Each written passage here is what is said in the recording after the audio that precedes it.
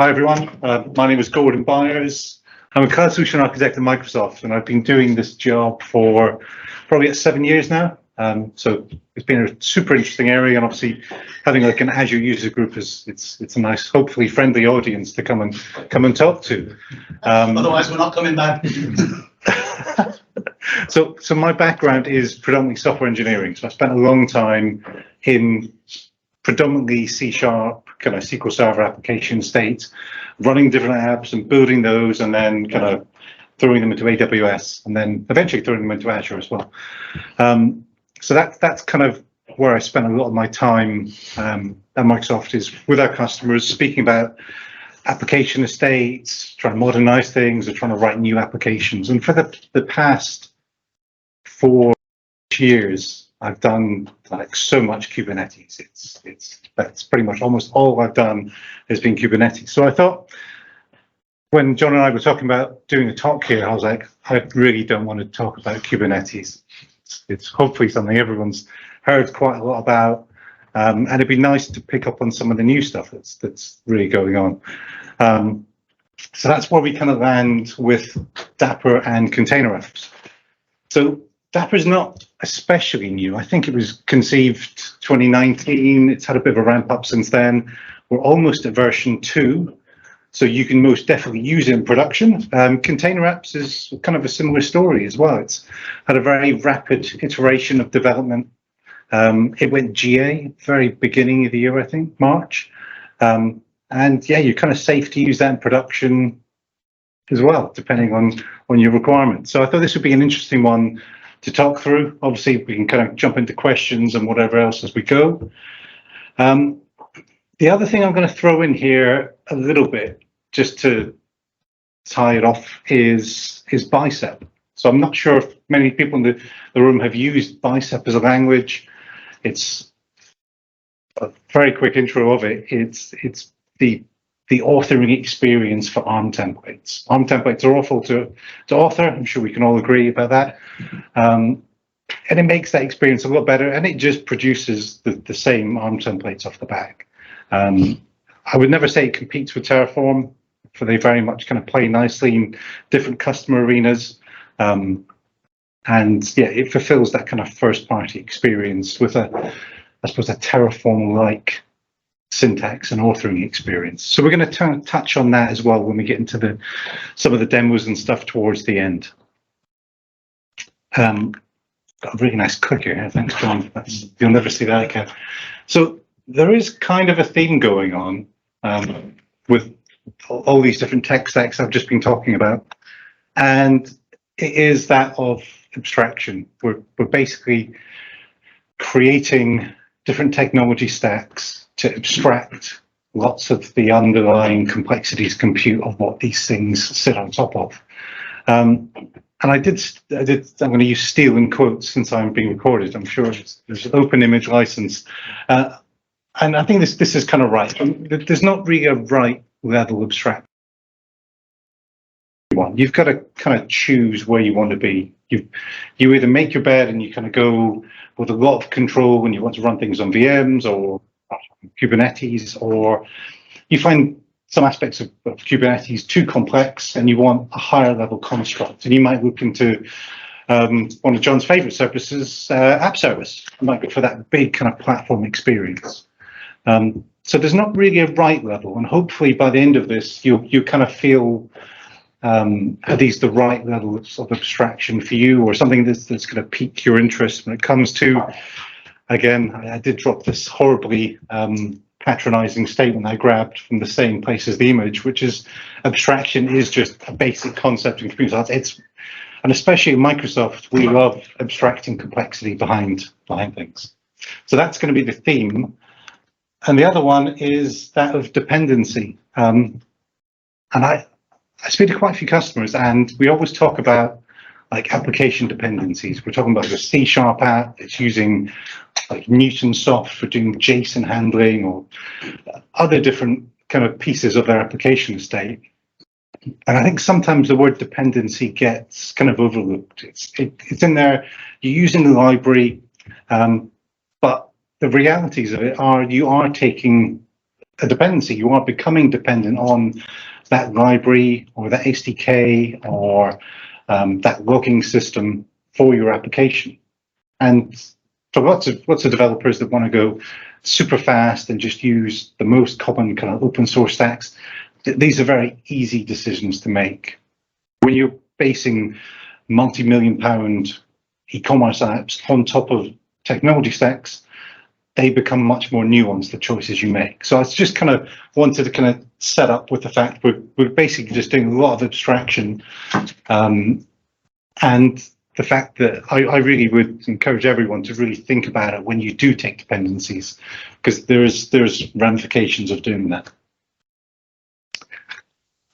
So I'm going to throw up this slide here, which does come from the Dapr deck, but it is representative of most of the kind of the early microservices designs that I see when I go and speak to customers. I was speaking to one of them today, and they've got 60 components in their single application. So this becomes a simplistic view of what it is that they're doing, but I think is a good kind of getting started of kind of responsibilities of the application. This is kind of becoming something that hopefully everyone in the room is kind of familiar with. If you're not a developer, you probably work with developers and they'll be making things like this. Or if you're an architect putting this stuff together, then hopefully this is kind of resembling something that you're already familiar with. So the reason that I put this on the screen is because the thing that becomes super important as we all do microservices, it's the interactions between the microservices. It's things have to work, things have to scale independently of each other. And the ways that you do that communication become a lot more important. You're not just calling a function in another DLL that's part of the same library, gets loaded up, and you don't need to really worry about it. You're actually, this stuff could be hosted on disparate infrastructure, and a little bit more thought needs to go into the resilience of it. So we've got a few kind of spatterings of databases, which Neil hopefully like. On the screen, we've got a Kafka message store, and we've got a modern Azure Cosmos DB as well. So if I was writing my checkout system and I wanted to write data into Cosmos DB, my normal approach would be probably C#, and I'm quite happy with that. I would probably use one of the SDKs. There's even like a very lightweight kind of ORM for Cosmos I could use, and I would just start writing data to Cosmos. And I'd be very kind of deliberate on what I was sending. And I would have actually taken a dependency on one or two of those SDKs that I just mentioned as well. So when they have bugs, and when they need to get fixed, I need to update my version of them. Or let's say there's the breaking change, which we're really trying to avoid in the official SDKs. I would have to go and update that in my app. So I'm taking the dependency. I'm using an SDK to go from checkout to Cosmos to write that data. And this really, I think, frames well what Dapr is kind of coming in for. The other thing I want to kind of just leave everyone with as well is this is like one application. So if you work for an enterprise, they're not just going to have one app. They're going to have lots of different applications. Some of them are going to start looking like this. Some of them might use different methods for speaking to Cosmos. Some of them might use different methods for speaking between each other. They might use different protocols. You start having quite a sprawl of kind of non-standard communication as well. So I kind of move on to some of the goals that the Dapr team is really looking at. Is the one that I really like is over there in the middle. It's consistent. It's kind of bringing that feeling of we're introducing a consistent way that you can access Cosmos, or a consistent way your developers can talk between microservices. So that for me kind of really does seem like that's pretty important. The broad movement around Dapr is it's been kind of resourced predominantly for Microsoft engineers, but it is an open source product that does belong in the community. They run very, very kind of close to kind of those some of those open source principles, and as such, they don't just have support for Microsoft languages. It's all based on any language, any framework. The Dapr binaries themselves are written in Golang because that is perceived to be one of the most popular languages in the community. To create an open source application and get lots of different people collaborating and contributing, then Go is perceived to be one of the best languages to choose to write in. I suppose the other thing, if we look at the best practice building blocks, there's obviously going to be different ways of services speaking to services, services speaking to databases, and your developers might do them all in different ways. And I think Dapr is certainly aiming to bring best practices to that. So let's say if I'm creating a brand new application and I'm going to start doing like speaking to a Kafka message store and all that good stuff that we saw on the last screen. Oh, too many animations. See if I can get back there. All the good stuff we saw on the last screen, then I either have to go and copy and paste a load of code off the internet, which I'd never do. I would know it from scratch, and I would just start plugging away at it. And the same for any developer. You've got to start putting this stuff together somehow. And linking components in microservices becomes pretty fundamental. So leaning on a framework where they're pitching best practices, that actually sounds pretty appealing. I might take a dependency on Dapr instead of the SDK for something, but they've put all this effort in. It's very, very open source. It's best practice, and what's not to like about this. So some really good goals, and I think the more that I dig into Dapr, the more I like it. It's kind of a love-hate thing at the moment, a little bit with me, but it does seem to solve quite a few of these kind of goals.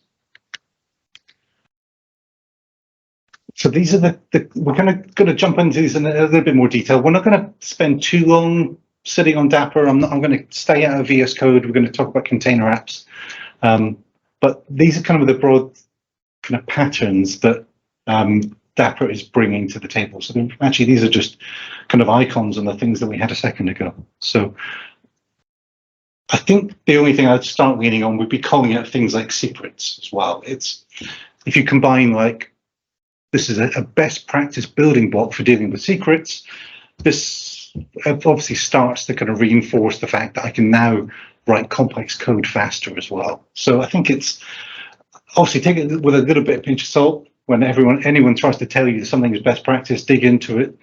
But yeah, this is where the project is aiming. So this is another really important bit, and we'll come into this in a bit more detail with container apps.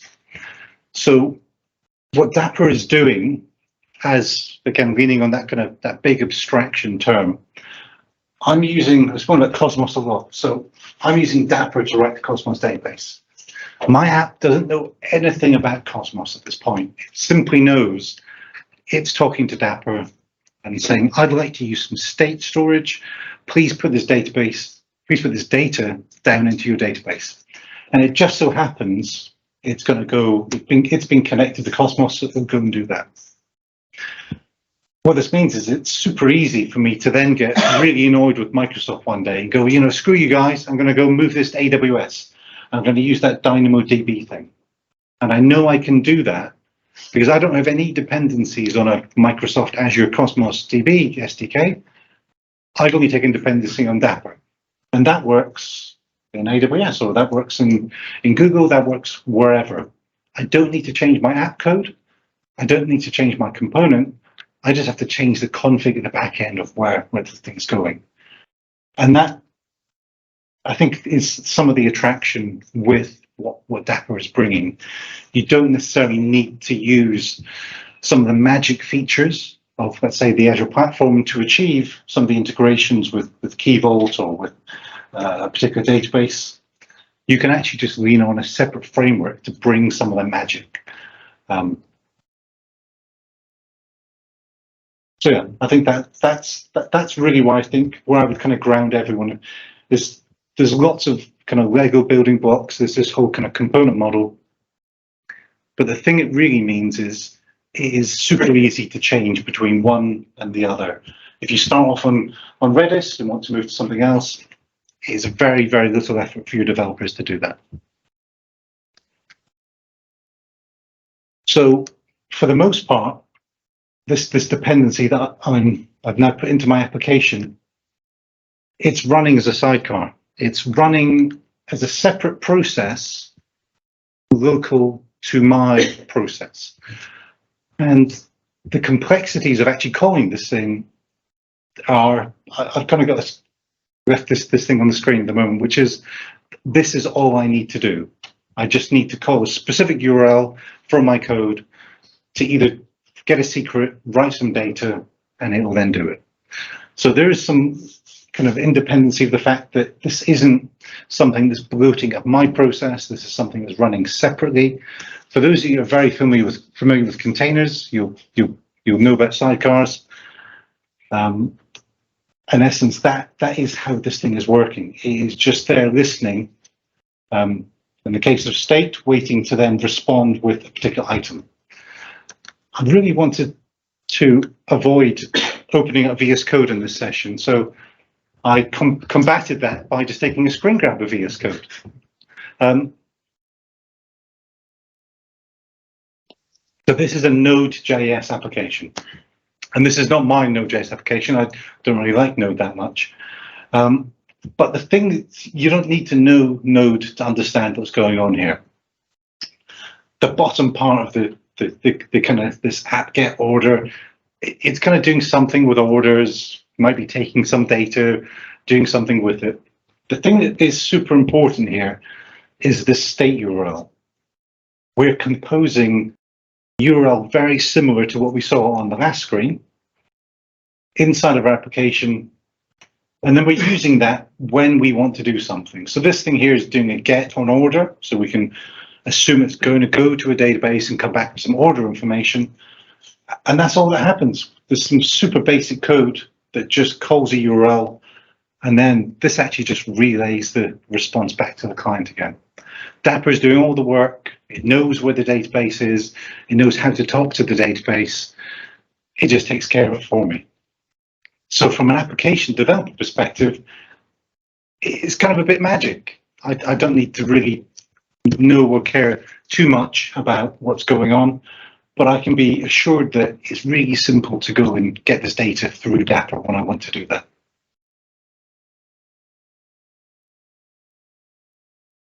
I think we're going to speed through a couple of these. So these are again enhancements on some of the building block side of common ways you'll be connecting services together.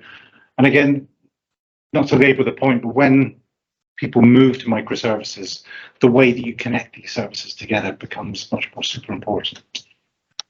You can tell I work for Microsoft. I just use the phrase super important. Super before anything, or if you get really excited, super something. So we're going to just go into some of these building blocks in a little bit more detail. And I'm going to check time.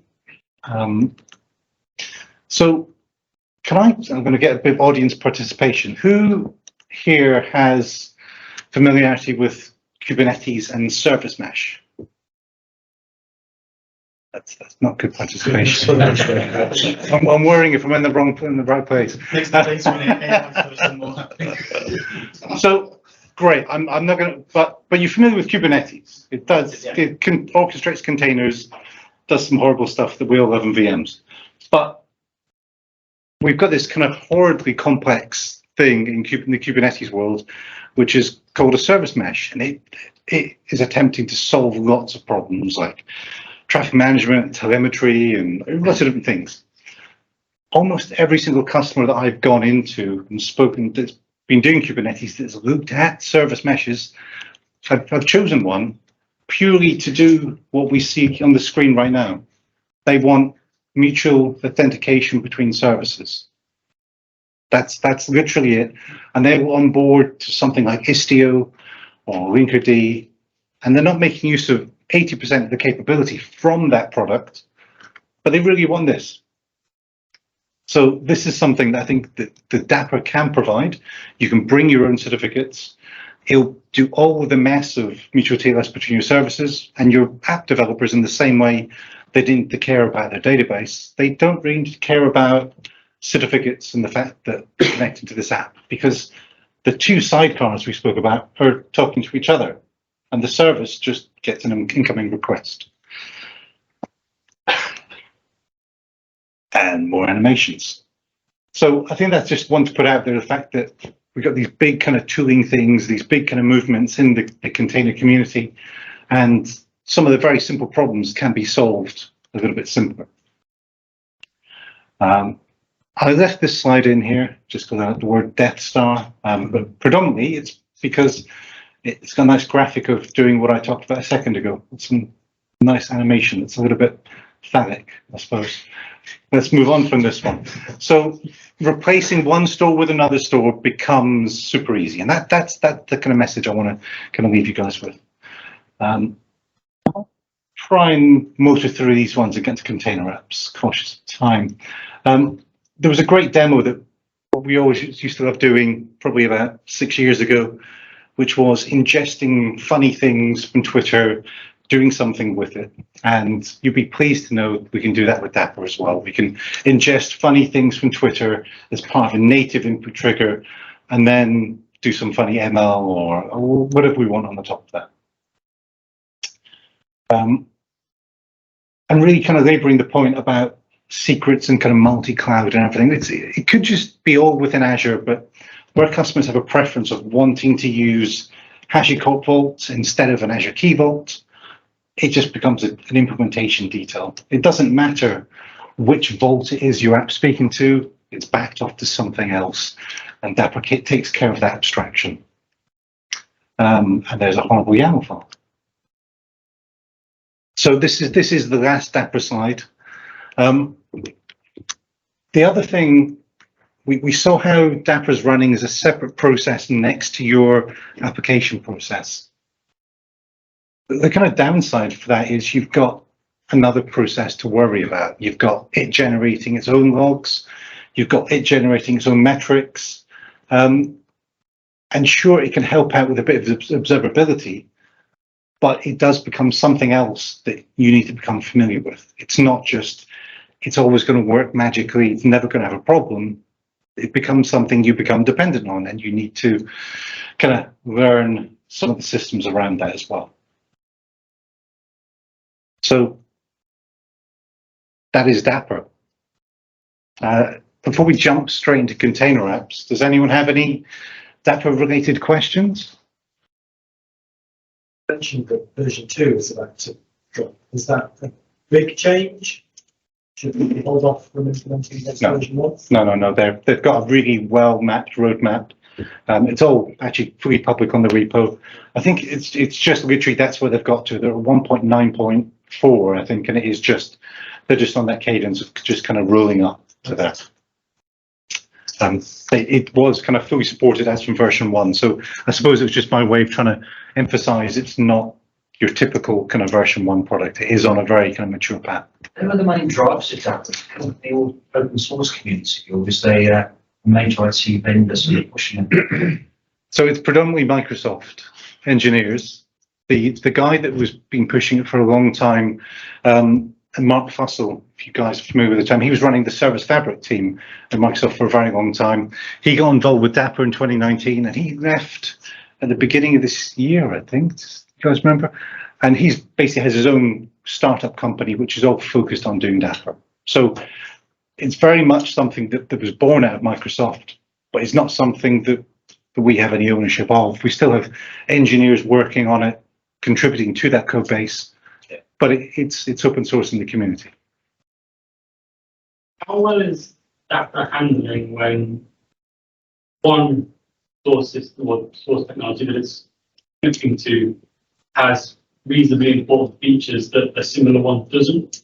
So let's say you're currently on top of Cosmos and you're using some part of Cosmos that's not available in DynamoDB.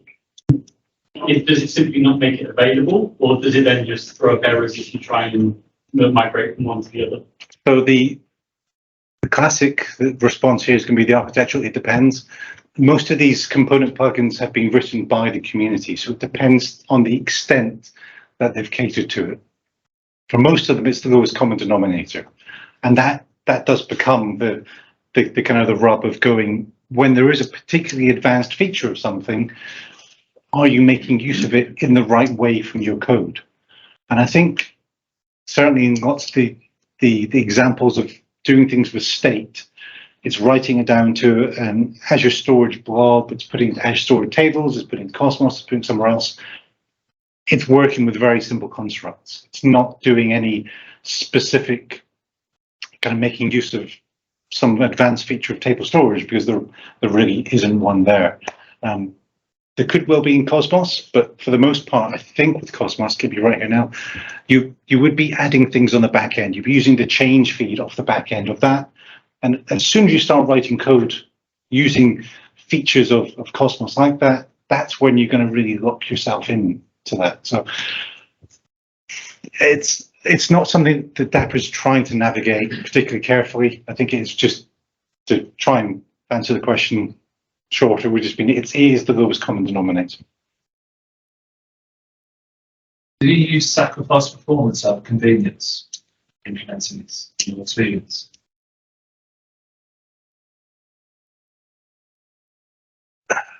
Kind of depends on about that term. It's how you would have done it in a way. Most people that would be writing something down to a store would be using a library, an SDK or something for doing that. So in essence, you're kind of swapping one for the other. If you had a super high performance application, you would really have to look into, if you're absolutely flooding your sidecar process with data to update and doing this, does that become a bottleneck? It would really depend on the way you were using it. And if it did, you would do the same thing that when you had any dependency in your code that wasn't working for you, you would kind of look at other options and you would swap it out accordingly. I've not seen any examples of Dapr having those kind of problems, but again, it's still reasonably early in its life. We have customers using it. We have lots of people happy with it. Is it fulfilling those ultra high performance use cases? It's quite hard for me to comment, to be honest. But those are enterprise scale applications that people are using. Yeah, we have big. There's a really good part of the Dapr repo where people are listing the companies they work for, the applications they're doing, and the scale of what it is they're doing with Dapr. So they're really, in fact, quite open with the customers that are consuming it. But we do have lots of the UK businesses that we work with. There's one I know, quite a big insurance company, and they use Dapr, and they have really bought into doing that. So it is something that I'm not saying everyone, and that's back to the original kind of slide of abstraction. Is this abstraction too far? Then it could well be for you, but it might not be for someone else. What's the sort of debug experience like? Do you get like a status code back if it's failed? Actually, to be requested, you look into the dashboard. So yeah, the main debugging I've done with Dapr has been around a pub sub model. So I've been writing to the Azure Service Bus, and when I haven't been getting messages, I've just been ripping logs up, been looking into log analytics, trying to figure out what on earth, why is this thing not working? And it does generate lots of logs about its own health of its process, but it wasn't so much like a big dashboard that kind of points to me at the exact problem. I'm just literally pulling all the logs up for the process and going, how far is it getting? Is there any exceptions inside its log? So I'm just opening up log analytics, writing some KQL and figuring out what's going on. And it wasn't terribly painful, but it does require kind of opening the box a little bit. The story as far as unit testing Dapr applications is concerned, Dapr provides stubs, or do you just not when Dapr falls off? Or how does that work? That's a really good question. I haven't done any unit testing because this is I spent probably 15 years as a professional developer, and I did a lot of this.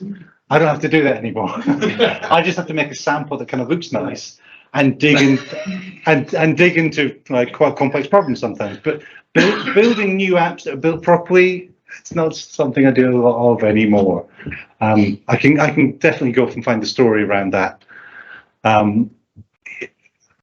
It should be quite an interesting one, because of the kind of the nature of, again, you're taking dependency in this process. What becomes potentially a unit test, what you want to be a unit test, now becomes integration test, because you're testing not just did it get in there, but did it talk to the Dapper process and did it respond? Yes, whether you want Dapper to be inside or outside the boundary of the unit test.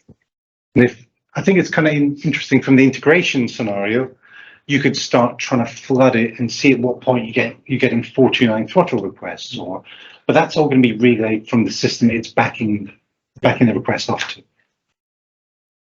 How are we doing for time, John? But I can't start announcing.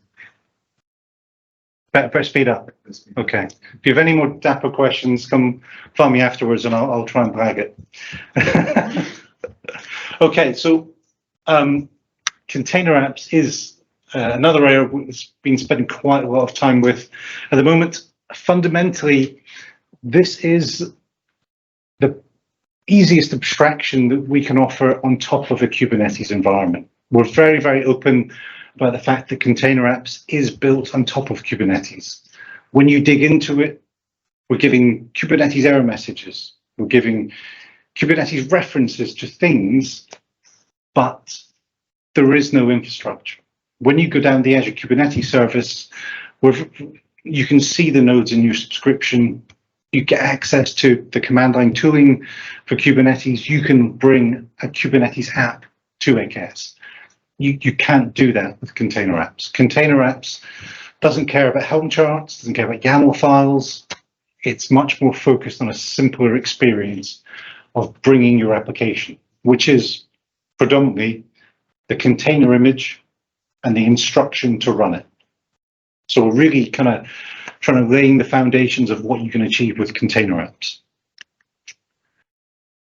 So these are kind of some of the main use cases of either applications or activities that you can run with container apps. We're not trying to solve every single problem that you can with it at the moment. So it only works with web apps, with HTTP at the moment.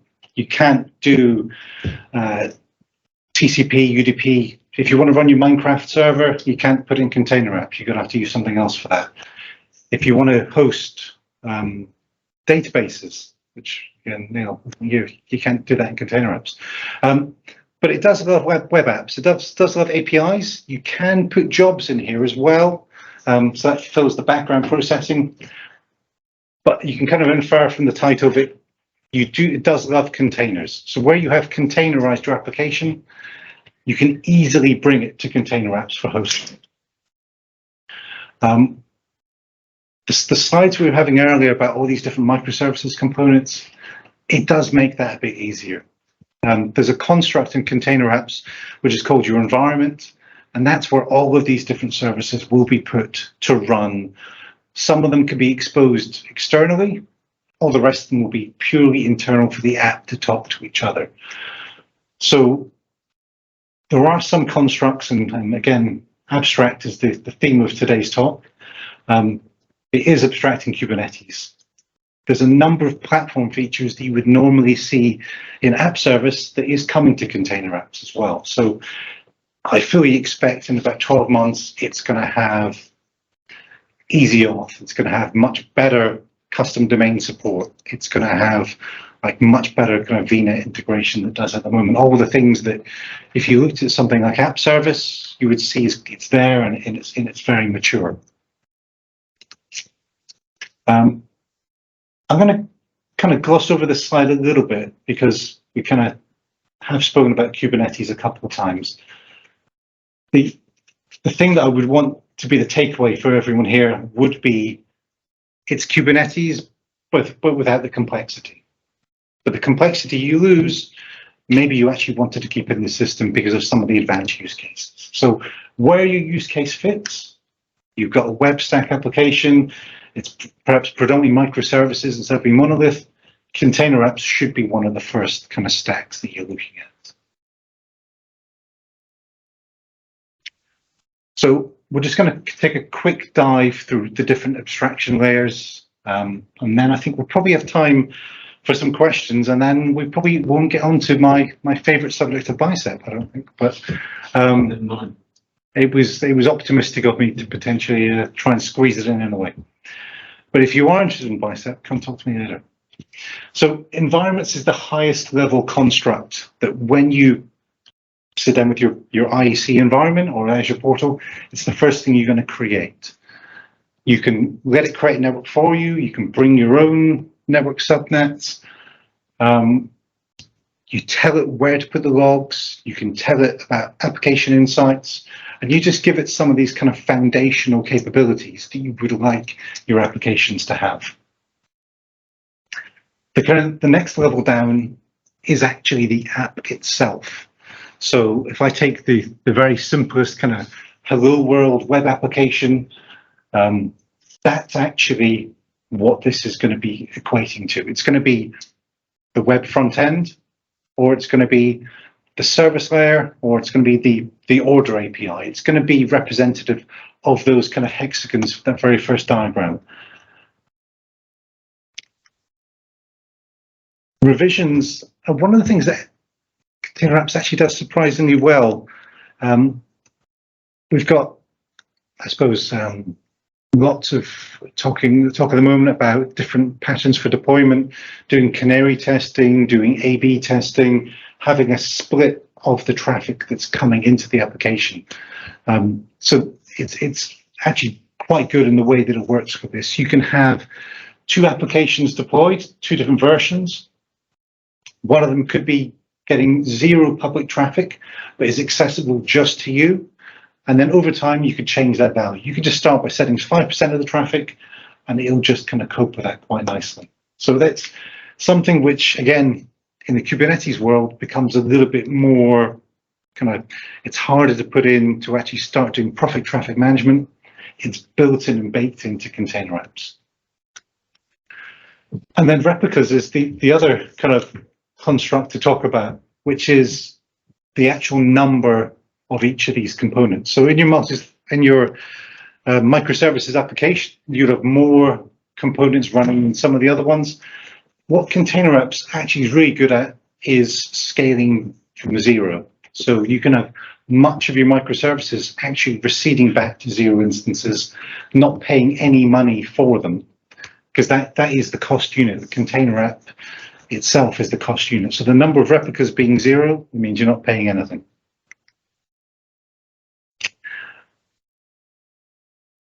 Inside the actual container app replica, we've really kind of got inception at this point, you can have multiple containers inside of that.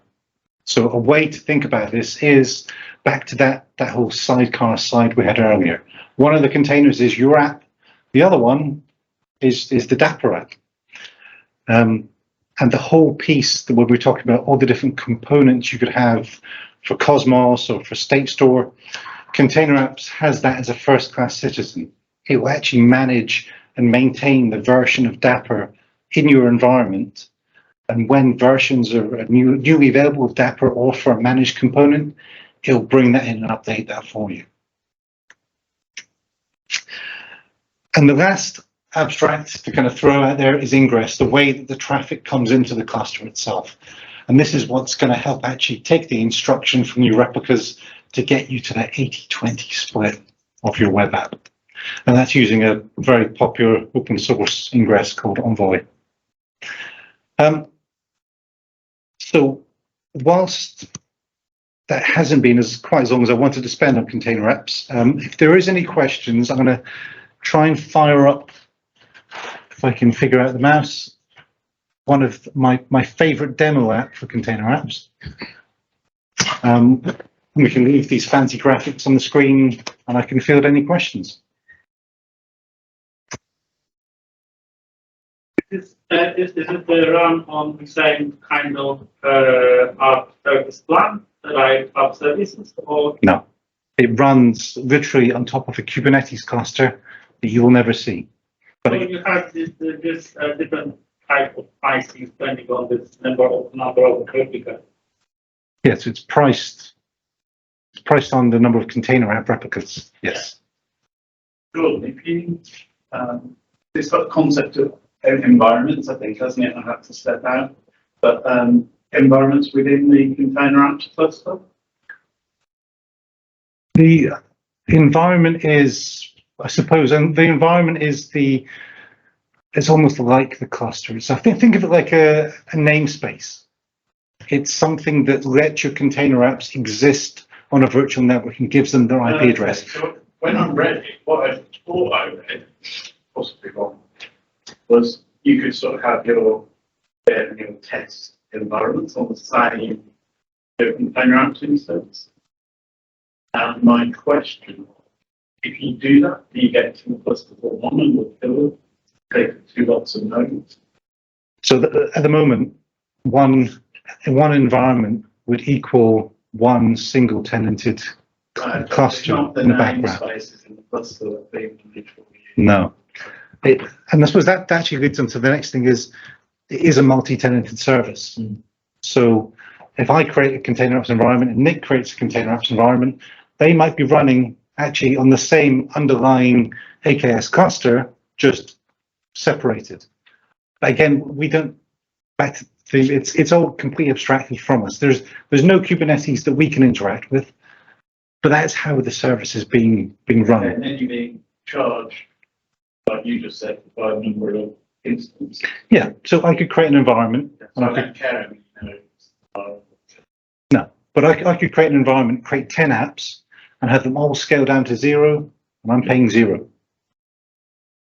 But as I was saying before, just before we started the talk, this sample app, which is one of the better ones, I can find the diagram for it. This is sometimes you'll see Microsoft sample apps that are okay. This one here is really good. So the way that I can't zoom out, I can't scroll. We've got a lot of different components. We've got a lot of stuff going on, but it all deploys super quickly. The way that this works is every single app was done with 0 replicas. As in the minimum scale was 0, the maximum was 10, and it would use CPU as the threshold of the way of scaling.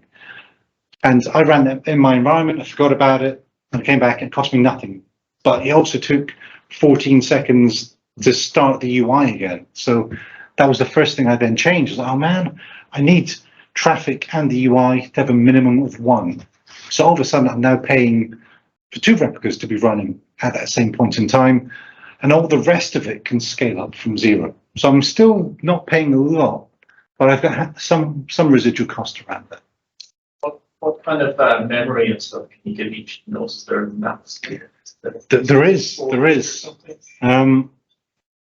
I need to go and double check. I think it's about 4 gig per container app. There is an overall limitation as well. There's an overall limit. There's quite a few caveats around like the maximum number of replicas you could have in a single environment. So if you have 100 components and they all want 4 gig and you want to run them all in a single environment, then that's going to be, you're going to go over one of the limitations there. It does have a few sneaky little, when you bring really big apps, you might want to be really aware of some of these limitations. Most apps, you won't need to kind of worry about it, but the super big ones, as part of the kind of the architecture process, same as always, find out the circumstances where it doesn't work so well, or some of those really nice purple boxes we have in the documentation, which is like pretty much the only ones I read, which is warning, don't watch out for this, because they get put in the docs because we have customers or things that they try and do things and it doesn't work as obvious as it should. So paying attention to those is always worthwhile. And just something different. Can you scale your HTTP apps down to 0 as well? Or do you have to have one running like what you just said?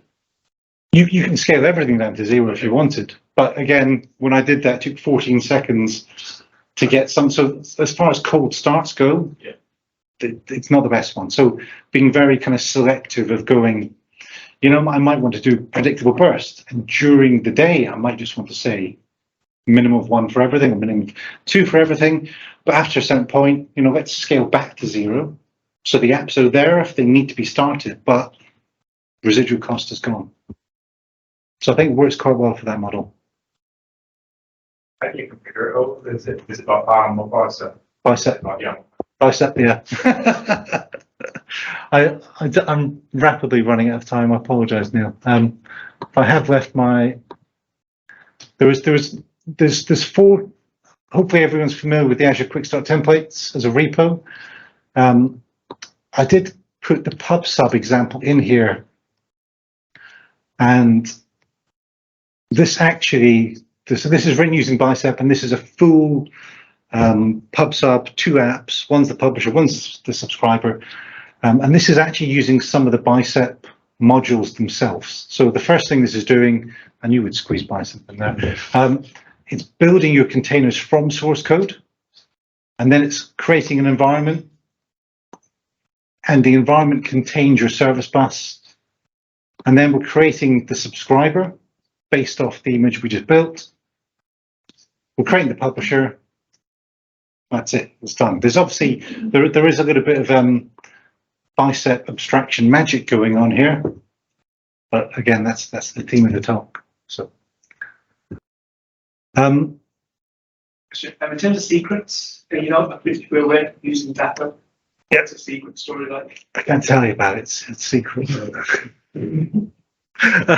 So the secret story with container apps is evolving at the moment. It's I think the Key Vault integration with container apps itself is getting better and it's there. But when you use Dapper, yep, you can use Azure Vault, you can use Azure Key Vault, and it'll take care of that for you. It does get a little bit more nuanced when you use it in a Kubernetes environment. If you're just going straight to AKS, you might just want to use Kubernetes secrets, or you might want to use one of the CSI drivers or one of the other kind of magic ways of getting secrets into your app. But yeah, Dapper would do it, and container apps will do it at the moment, although the story around Key Vault is not that great right now. I'm going to draw a line under it there, run over by 5. If you do want to have more about container apps, Dapper, or especially Bicep, please come and find me later. Otherwise, thank you very much. Been a great audience. Thank you.